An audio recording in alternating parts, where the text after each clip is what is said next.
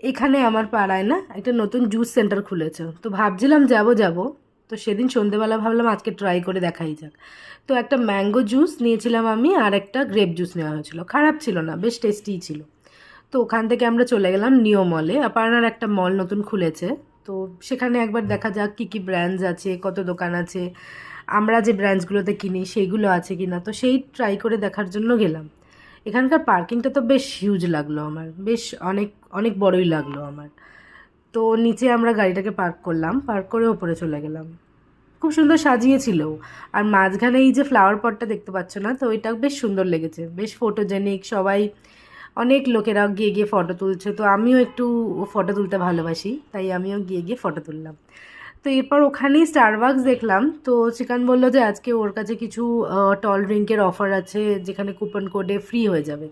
তো ঠিক আছে, চলো দেখা যাক বলে আমরা ওখান থেকে